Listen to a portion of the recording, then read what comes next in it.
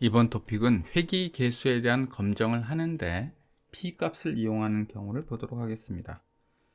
P값에 대해서는 제8장 토픽 8과 토픽 9에 자세히 나와 있습니다.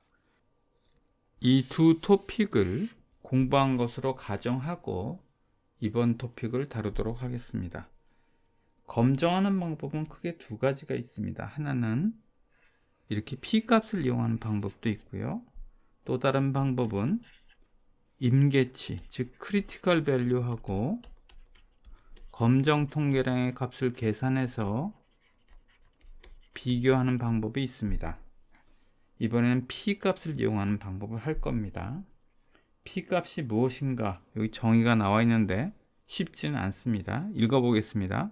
P값이란 기무가설이 사실이란 가정하에 관측된 결과보다 극단적인 결과가 발생할 확률을 말합니다. P값을 이렇게도 해석합니다. P값을 기무가설이 기각되는 최소의 유의 수준이라고 정의하기도 합니다. 어느 것을 하더라도 조금 어렵습니다. 그래서 P값을 먼저 이 두 토픽에서 공부하시고 이번 토픽을 보시는 것이 좋습니다. P값을 다룰 때 유의할 점이 있는데 양측 검정의 경우와 단측 검정의 경우에 다르다는 거예요. 양측 검정의 경우에 여기 나와 있고요. 단측 검정의 경우에 여기 나와 있습니다. 여기서는 뮤에 대한 검정을 했는데 저희가 하는 것은 베이라에 대한 검정 아닙니까? 그래서 이건 이렇게 변형하면 될 거예요. 베이라 제로도 있고 1도 있는데 1이라고 할게요. J라고 해서 일반적으로 할 수도 있겠지만 1이라고 하는 게 이해가 쉬우니까 1이라고 하겠습니다. 그리고 또 베이타 1에 대한 가설 검정을 많이 하지 베이타 제로에 대한 가설 검정은 별로 하지 않으니까 베이타 1으로 합니다. 균무가설은 이렇게 되어 있고요. 대립가설은 이렇게 되어 있습니다. 이 경우에는 뮤 대신에 베이타 1을 쓰면 균무가설은 이렇게 되어 있고요. 대립가설은 이렇게 되어 있습니다. 물론 여기서 0 이외에 다른 값으로도 할 수 있습니다만 0으로 하는 것이 이해가 쉬우니까 0으로 하겠습니다. 그럼 이런 경우에 P값은 어떻게 될까? 이런 경우에 P값이 어떻게 될까를 그림으로 한번 보도록 하겠습니다. 자, 여기 그림이 두 개가 있는데요. 이건 알파와 이게 크리티컬 밸류를 표현한 겁니다. 크리티컬 밸류예요. 임계치. P값은 임계치하고는 직접적인 관련은 없어요. 물론 임계치와 P값을 비교해서 가설 검정을 하지만요. 자, P값은 어떻게 되냐면 여기 그림에 나와 있습니다. 자, 여기서 전제가 X바 값이 3으로 나왔다는 전제예요. X바 대신에 우리는 B로 하면 되겠죠? 왜 그러냐 하면 뮤가 있고 X바가 있을 때 뮤 대신에 우리는 베이타 1, X바 대신에 B1이니까 B1이 3이라고 나왔다고 가정을 해보겠습니다. 이때의 P값은 어느 것이냐예요. 그럼 3에 대응되는 G값이 여기 표시되어 있고요. 여기 보시면 3 빼기 뮤제로, 뮤제로가 0입니다. 그 다음에 분모는 표준 오차인데 여기서는 X바의 표준 오차를 했습니다만 저희는 B1의 표준 오차를 해야 되니까 SB1이 됩니다.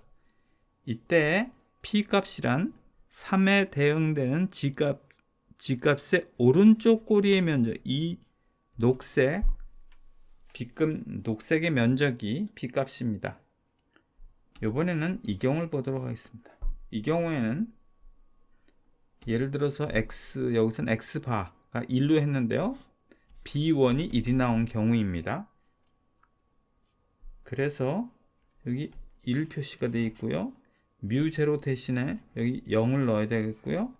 분모는 이게 X바의 표준 오차인데 저희는 무엇으로 대체해야 하냐면 B1의 표준 오차로 대체해야 되니까 SB1이 됩니다. 이때 P값은요 1에 대응되는 이 G값의 왼쪽의 요 면적을 말합니다. 그래서 이렇게 되는 거예요. 이렇게 생긴 것은 오른쪽에 면적이 P값이고 이런 스타일의 가설 검정은 왼쪽이 이 면적이 P값입니다. 왜 그러냐에 대해서는 제 8장 토픽 8과 9를 보시기 바랍니다. 양측 검정을 보겠습니다. 양측 검정은 좀 회귀망측한데 임계치가 양측 검정에는 두 개가 있죠.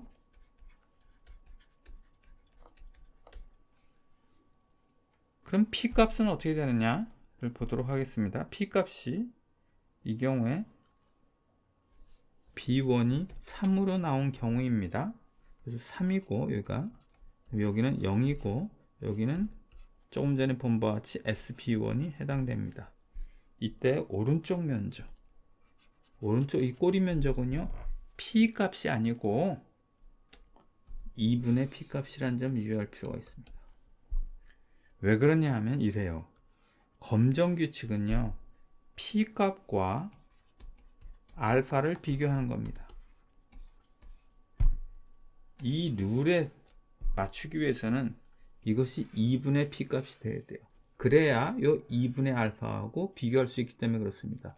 자, 2분의 P값하고요 2분의 알파를 비교해야 결국 이식 삭감이 된다면 결과적으로 P값과 알파가 비교가 되는 것이기 때문에 그렇습니다.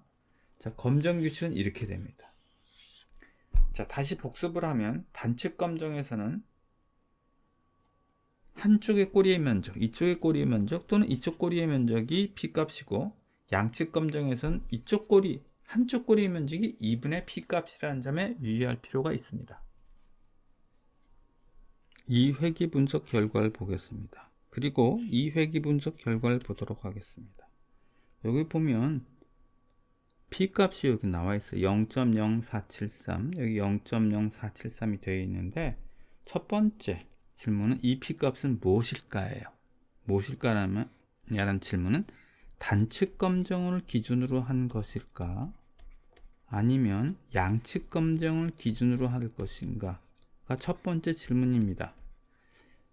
지금 이 프린트아웃은 엑셀을 이용해서 나온 회귀 분석의 결과입니다. 그러나 엑셀 말고 모든 대부분의 프로그램들이 회귀 분석 결과를 보여주는 요 P값은 단측 검정이 아니라 양측 검정을 보여줍니다. 왜냐하면 컴퓨터가 이렇게 생각하는 거예요. 너 단축 검정 할 거니 양측 검정 할 거니 하면 일반적으로 사람들은 양측 검정을 많이 합니다. 이런 검정을 많이 한다는 거예요. 귀무가설은 베이타1이 0이냐 아니냐를 많이 하기 때문에 컴퓨터는 이렇게 한 거예요. 너 양측 검정할 가능성이 높아. 그래서 내가 미리 P값 구해줄게. 근데 그 전제는 양측 검정이다 라고 한 거예요. 따라서 이것도 양측 검정의 P값입니다. 양측 검정이기 때문에 이 값은요 이 그림에서 이 파란 면적의 2배라는 거예요. 즉 파란 면적의 값은 0.0473의 반인 2.365%입니다. 즉 이 파란 면적은 0.02365란 얘기입니다. 그럼 이제 다음 질문이 저 파란 면적이 왼쪽일까 오른쪽일까? 라는 질문을 할 수 있습니다. 이 회귀 분석 결과에서는요 오른쪽의 면적이고요 이 회귀 분석에서는 왼쪽의 면적입니다. 아니 왜 그렇게 다르게 나올까? 그것을 보시려면 여기 개수를 보시면 됩니다. 개수가요 플러스예요. 여긴 개수가 마이너스예요. 플러스이기 때문에 t 통계량의 값이 플러스고요. 여기 마이너스이기 때문에 t 통계량의 값이 마이너스입니다. 왜 그런지 설명을 드릴게요. t 통계량의 값은 이렇게 계산이 되죠. 베이타1이 0이라는 기무가설에서 이렇게 되겠죠. 여기서 B1이 1.1067입니다. 그리고 SB1은요 0.3908입니다. 따라서 t 통계량의 값은 플러스가 나옵니다. 이 개수 1.1067에 대응하는 t 값은 요 값이고요. 그거의 오른쪽 면적이 바로 2분의 p 값입니다. 그래서 오른쪽에 있는 거예요. 저 면적이. 반면에 이번에는 회귀 분석 결과 이걸 보도록 하겠습니다. 기울기 개수가 마이너스죠. t 통계량은 요 식에 의해서 계산되는데 결국 t 통계량이 마이너스가 나옵니다. t 통계량이 마이너스가 나오기 때문에 여기 보면 여기에 있어요. 0의 왼쪽 편에 있고요. 여기에 있고 여기 왼쪽의 면적이 이 왼쪽 꼬리 면적이 2분의 p 값이 되는 것입니다. 자, 이제 가설 검정을 한번 해보겠습니다. 양측 검정부터 먼저 해볼게요. 이러한 가설에서 양측 검정을 할 때 알파를 5%로 했습니다. 규모 가설을 채택할까요? 기각할까요? 자, 여기 보면 p 값과 알파 값을 비교해야 되죠. p 값이 알파보다 작으니까 규모 가설을 기각합니다. 만약에 알파가 2%라면 어떻게 될까요? 여기에 따라서 규모 가설을 채택합니다. 단측 검정을 한번 해보도록 하겠습니다. 단측 검정에 이런 경우를 해보도록 할게요.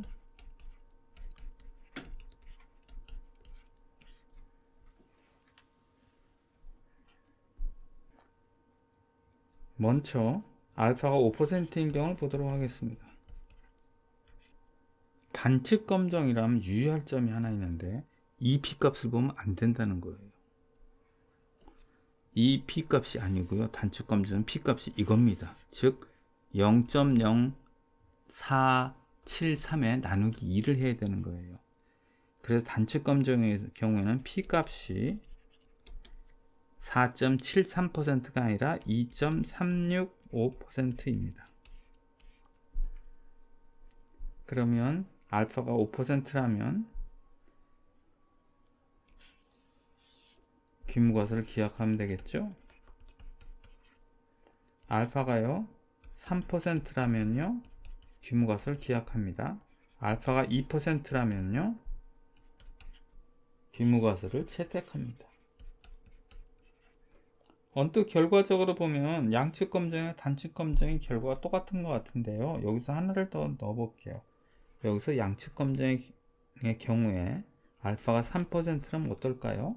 알파가 3%라면 지금 P 값이 4.7%이니까 규모가설을 채택합니다. 요교와 요교는 틀려집니다. 자, 여기서 가장 핵심적인 포인트는 뭐냐면 엑셀이나 기타 다른 소프트웨어에서 나온 이 P값은 전제가 양측 검정으로 전제하고 컴퓨터가 계산해 줬다는 거예요. 단측 검정이 아니고요. 그래서 단측 검정의 경우에는 조심해서 다루어야 합니다.